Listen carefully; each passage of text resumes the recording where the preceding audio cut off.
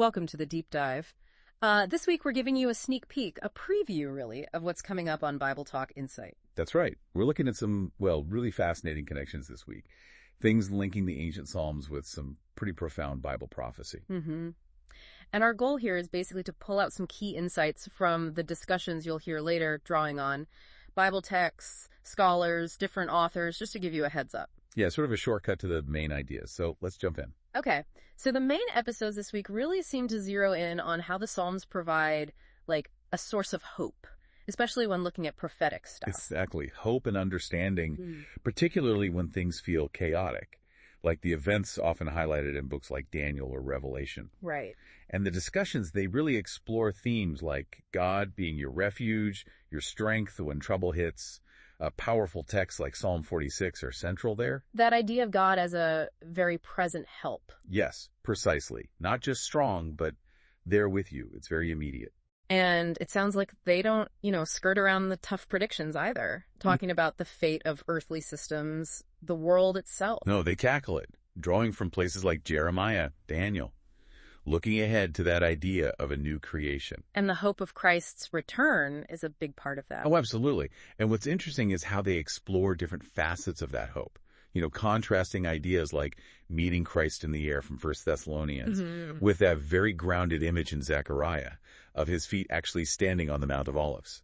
So less abstract, more tangible. Yeah, pointing towards a real physical establishment of God's kingdom, a new earth like you see promised in Revelation and Isaiah. It's quite hopeful, actually. Okay, then there's a shift in focus for the bonus content, right? Looking more at the root cause of problems. Yes, exactly. It shifts to the nature of sin itself. Which can be a heavy topic. It can be, but the commentators highlighted offer a really key insight.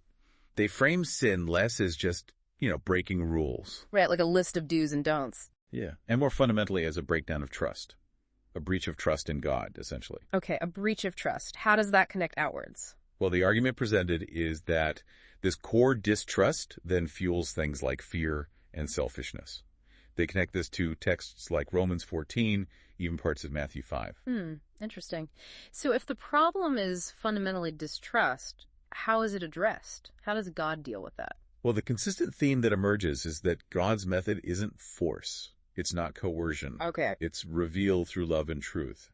Texts like Zechariah, Colossians are used to show how this approach actually works, how it wins hearts. And this all leads somewhere specific. It culminates, really, in the cross. That's presented as the ultimate demonstration of God's love and truth dealing with that broken trust. Makes sense. Then there's also supplemental material focusing on us, the listener. Yeah, on your place in God's big picture plan for the world. It explores the mission that you see in Psalm 67. Which is?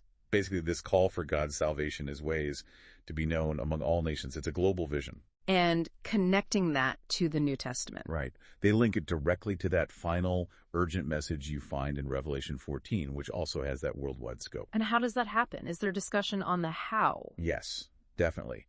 There's discussion around the power that's promised for this task, looking closely at the Holy Spirit's role, especially as described back in Acts chapter 1. Okay, so quite a range of topics this week. Definitely. So to recap for everyone listening, this week on Bible Talk Insight, you're getting a deep dive packed with insights connecting Psalms and prophecy.